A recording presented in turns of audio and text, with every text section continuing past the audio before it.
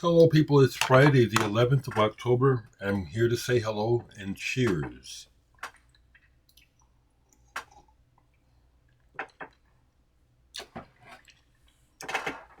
I'm up early, but I'm up early generally. Um, some nights I actually go to bed before 9, and last night was one of those. Had a good night's rest. Hope everyone's doing okay. Um, I need to say this. People are trying to contact me, and I don't talk on the phone unless it's absolutely necessary. Some folks have been calling me who are from my past about Kelly, and I finally wrote them a message. It's like, I don't want to talk. It's not that I don't like you. It's that I don't, I appreciate that, you want to express condolences, but I don't want to talk to you about this. And I don't feel bad about that, although some people get rankled. I have my boundaries and they work, and so that's what I do. So I don't talk on the phone too much. Not too much. I took a phone call from Kelly's ex-wife the other day. And actually that happened on 2 days because when she called, I said, you got to call me earlier in the day. I don't feel like talking.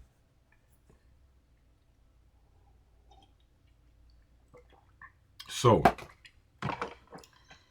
thank you for the feedback on the music that I provided with the images. I thought about doing one today, but I didn't choose one. So I may upload one over the weekend, but more than likely what I'll do is wait until I make another video where I'm talking and embed it, because then more than likely more people will at least watch part of it, if not all of it. And it's not so much that I want you to watch the video, I want you to hear the music. Thank you for the feedback on the music. It is well done. Yes, it is. I was watching the latest songs to be offered. Brooklyn Vegan is one of my favorite music blogs. I also go to several others: Wire, Pitchfork, Stereo Gum. There's more, but it's kind of based on my experience in the indie music world that still have a big interest there. But I listen to all of the songs when they put out a list. Our favorite new songs, or 18 new songs out today. I listen to every song, not all the way through. So much of it sounds so familiar. It's like this has already been done.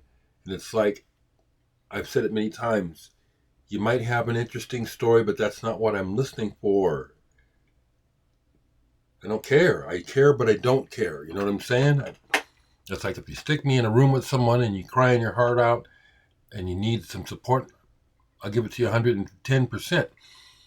But if I don't have to listen to the story, I don't want to hear that sadness. I'm interested in the music. I really am. And the way the voice is used. More than your damned lyrics. So, some more Burns have been getting played because it's just time to go through them.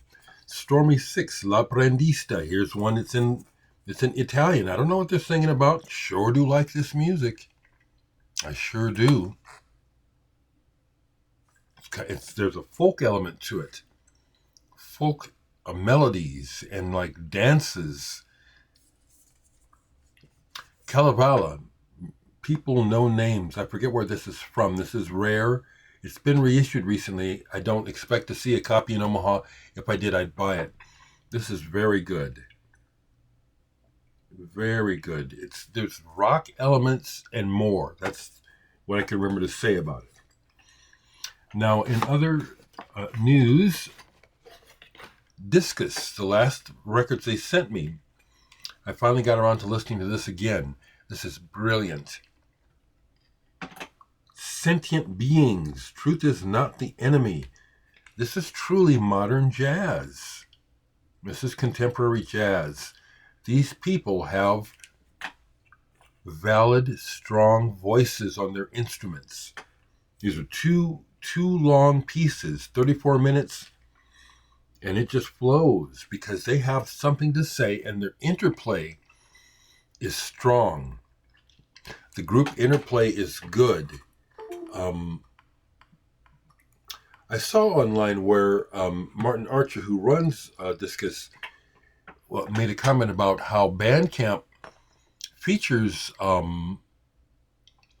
different labels and different people on the Bandcamp as the months go on, and they do like a feature on genres. They haven't done Discus yet for jazz, which I have to agree with Martin. That doesn't make no sense. I don't know why that isn't happening. This is a premier, current, modern day jazz label. It's really good stuff. I was like, wow, this is really good. The interplay is really, they can all play and they have something to say, and they're not just repeating licks. But the interplay was like, oh yeah, this is good. And it could go on. 34 minutes flew by. It didn't fly by, it flowed. It was wonderful. Now here's an example of something that has aged. I tried to listen to this yesterday and I had to take it off. Gong Shamal. This was sent to me. It's the double CD extra with extra tracks and all that stuff, and which is fun. But this is the album that they made after David Allen had left the band and Pierre Morlaine took over. It's a whole different bag, and the vocal tracks are totally forgettable. There are some nice jams on here, like Cat and Clark's Shoes. But when I put it on, it was like, ooh, this is yuck. I took it off. I love Gong though, okay? On the other hand, what I put on that really hit me, because I love Sakamoto, was this 12-inch single. That's not the actual cover. I printed that out and pasted it on here because I wanted it. Heartbeat. I've never seen a physical copy of this album. I have it on CD. I love this album by Sakamoto. This is a 12-inch single of the title track. Has a great ambient mix of the song on here. I love this album. I've almost ordered it online from overseas, but it's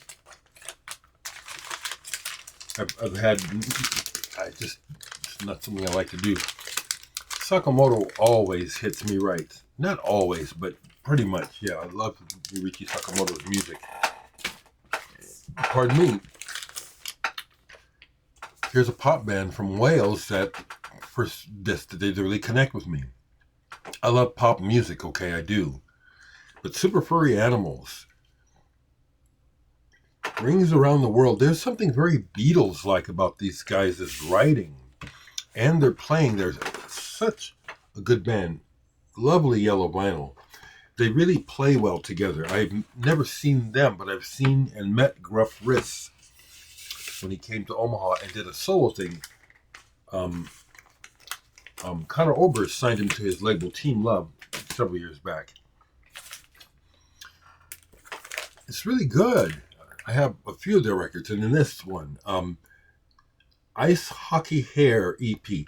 Like their lyrics, in a lot of ways their lyrics make no sense at all, and that's just fine because it's the texture as well as their tunes. They have good tunes, but the way the band plays together and the way they put their sounds together, big sound, great band, very much like the Beatles to me, very much. Now I had put them away, but they're right here. Here's something that Black Moth Super Rainbow is a entity that I like. It's a band, primarily one person. Tom something is his name, and here's his other project, or one of his other projects, Tobacco. Ultima 2 Massage. he uses a lot of old pre-digital electronics, analog synthesizers, tape recorders and stuff, and it creates kind of a time warp effect on the music I like quite a bit.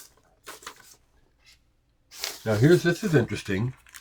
The other day, as I was gathering videos, because I'll download videos and put them on a USB so I can watch them on my big TV without commercials. And I thought I'd give the Black Moth Super Rainbow videos another shot, because in the past I haven't enjoyed them. And I don't enjoy them. They're weird. The music is weird, but I like it. The visuals for the videos are weird, and it's like I'm not interested. Almost a little bit disturbing. One of them was kind of like, "Ooh, this is like a cheap horror film." And I've said it before. I don't like horror films. I don't. I'd had something else out that I played. Was this it? Yes. This goes back to the 90s. And a label that no longer existed, I thought was really cool. Asphodel. But Tipsy. I remember when MTV had those shows like Amp and stuff, and where they would show drum and bass and electronic music. That's where I discovered Tipsy with his video for this song off of here, Space Golf. And really liked the video as well as the music. I like this. This is a 12-inch single. I think that he is as interesting, if not more, as DJ Shadow when it comes to use of samples and stuff. It's really good. Now, if I started, I've been thinking about just wanting to show this record, just to talk about it.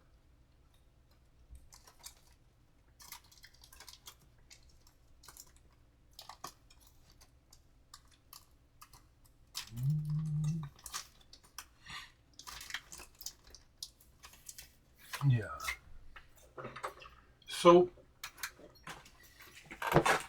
here's a record that I have that, for me, it's a collector's item. It's not very much to listen to, but it's historic. This is not an original. I don't need one, but I have this. Got the music. Incredible bongo band. Bongo rock. Now, Sakamoto sent me a bongo rock single, so I've got the single. Not this one, but another one. Now, what's interesting to me is I watched recently a documentary about Michael Weiner's, how this album came to pass. Now, this is cheesy. This is a cheesy album. It's not very hip. And it's interesting that the drum break is so popular. I don't think it's that great of a drum break. But again, I like to be honest, okay? I don't follow the pack, never have. But when I had a chance to get this, I said, let me grab this, let me have this in the collection, and let me give it some deep listens. And it's nothing. And there's probably some folks who would really have a time disagreeing with me about it, but that's not beside the point. If Incredible Bongo Rock is your thing, that's your thing. It's not mine, but I got it. So I know what I'm talking about when I talk about that stuff. So it's New Release Friday. I've been holding on to my money tight because I really have to. However, I have listened to the entire The Smile album cutouts. They went ahead and made visuals for all the songs for the album this week. So I have watched them and listened. There's a gorgeous song on the new album with strings. And it's just what I like. And it's like, yes, this is what these guys are capable of. Beauty. This is beautiful. Enough that I am considering going to the store and buying that one record. I have to watch my money. I'm here, I have these thoughts, I don't mind sharing them here, Some of you folks, it don't matter.